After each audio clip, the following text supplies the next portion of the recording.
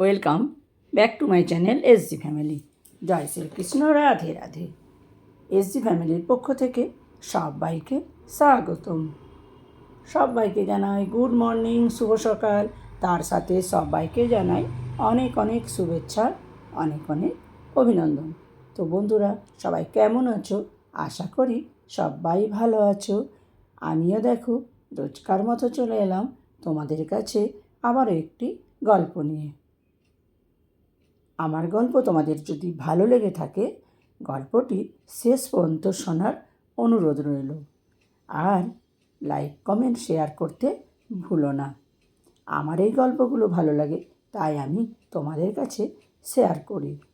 আশা করব তোমাদেরও গল্পগুলো ভালো লাগবে। তো আজকের গল্প দেখো, সত্যিই একটু হলেও অন্যরকম মানে পূজার সময় দেখো একটা মজার বললেই চলে, মজার ঘটনা। গল্পটা পুরোটা দেখো, তাহলেই বুঝতে পারবে মজার ঘটনাটা কী। নবমীর রাত। বাড়ির আশেপাশে যে কয়েকটা পুজো মণ্ডপ হয়েছে সেগুলিতে একটু টু মারতেই বেরিয়েছিলুম গত রাতে। দূরেরগুলো আগে দেখে নিয়ে বাড়ির সবচেয়ে কাছের যে মণ্ডপ, ওটাতেই অবশেষে এসে পৌঁছেছি।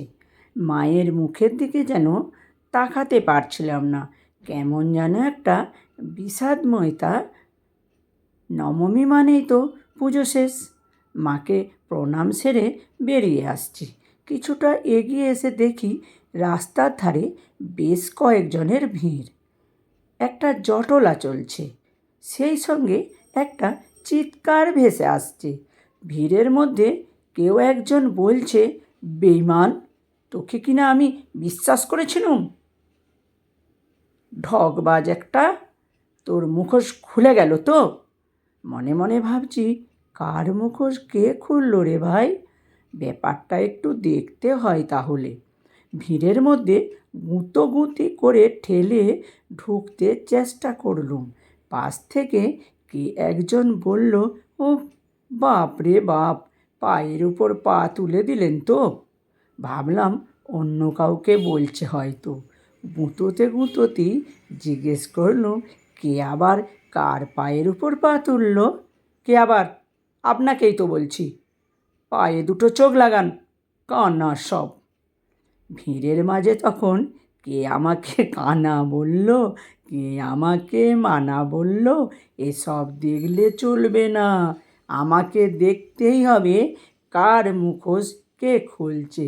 এই পুজোতে সেরকমভাবে কোনো লেখালেখি করতে পারিনি, গল্পে প্লট পাইনি যে তা নয়, কিন্তু সময় করে সময় দিতে পারিনি বলে কিছুই লেখা হয়নি নতুন।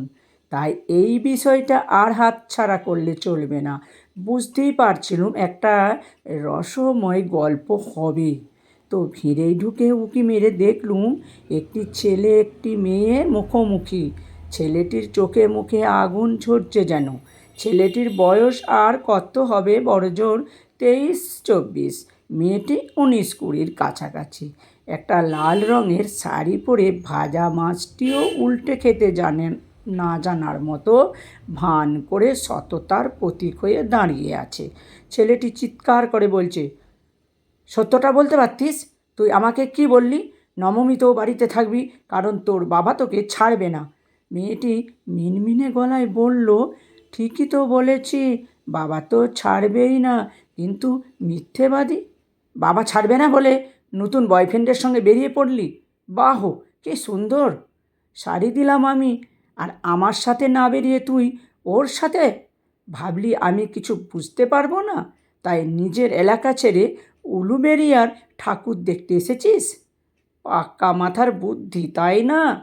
চোখ গেল পাশে দাঁড়িয়ে থাকা ছেলেটির দিকে। বুঝতে পারলুম পাশের ছেলেটাই নতুন বয়ফ্রেন্ড। চোখে কালো চশমা। মনে মনে ভাবছি, রাতের বেলায় কালো চশমা পরে স্টাইল! সর্বনাশ, কানার সাথে মানা বেরিয়েছে। এদিকে মেয়েটি তখন গাল ফুলিয়ে ফুলো রানীর মতো বলে উঠল, আমি কোথায় ঠাকুর দেখতে যাব? কার সাথে যাব? তোর পারমিশন নিয়ে বেরোতে হবে নাকি? তুই সরে যা, পরে তোর সাথে কথা হবে। এই কী বললি? পরে কথা হবে মানে? সবাই দেখুন কেমন চিটিংবাজ মেয়ে। এই শাড়ি ঘড়ি সব আমার থেকে নিয়েছে। আমি ঠাকুর দেখতে যাবার কথা বলেছিলাম বলে আমাকে বলে রাতের বেলা বাবা ছাড়বে না। এদিকে ঠিক বেরিয়েছে অন্য কারো সাথে। চিটার, তুই এক কাজ কর, আমাকে যখন পছন্দ নয় তখন আমার থেকে শাড়ি ঘড়ি নিয়েছিলি কেন? নতুন বয়ফ্রেন্ড পাশ থেকে তো বলল তুই এগুলো দিয়েছিস। তার কি প্রমাণ আছে? সময় নষ্ট হচ্ছে, তুই সরে যা। ছেলেটি বলল, তুই সরে যা, আমার গার্লফ্রেন্ড, আমি বুঝবো। হয় ও আমার সাথে যাবে, না হলে আমার দেয়া শাড়ি আর ঘড়ি এখনই আমাকে ফেরত দিতে হবে। বল কোনটা করবি? কী রকম ফ্যাসাদ বলুন তো? এই সমস্যার সমাধান করা খুব কঠিন। শাড়ি আর ঘড়ি কীভাবে ফেরত দেবে? যদি দিতে না পারে তাহলে প্রথম বয়ফ্রেন্ডের সাথে যেতে হবে। এদিকে দ্বিতীয় বয়ফ্রেন্ড, সে আবার গার্লফ্রেন্ডকে ছাড়বে না। তার দাবি আমি বাইকে করে ওকে নিয়ে এসেছি, তাই ওকে নিয়ে আমিই যাব। এই অবস্থায় আমি একটা ভালো সাজেশন দিয়েছিলুম। আশেপাশে যারা ছিল তারা সকলেই একমত। সকলেই বলছিল, এর থেকে ভালো উপায় আর হতে পারে না। একটা আধা বয়স্ক লোক আমাকে বাহবা দিয়ে বলল, এই হলো পাকা মাথার বুদ্ধি। জানেন, সকলে রাজি থাকলেও ওরা তিনজনে শুধু রাজি হলো না। আমি শুধু বলেছিলুম, মাথা গরম করে কারো লাভ নেই। নবমী মানেই পুজো শেষ। একজন দিয়েছ শাড়ি আর ঘড়ি, আর একজন নিয়ে এসেছ গাড়ি। গার্লফ্রেন্ড মাঝে বসিয়ে তিনজনেই দাও পারি। গল্পটি ভালো লাগলে অবশ্যই লাইক, কমেন্ট, শেয়ার করতে ভুলো না। আবার আসবো পরে অন্য কোনো ভালো গল্প নিয়ে।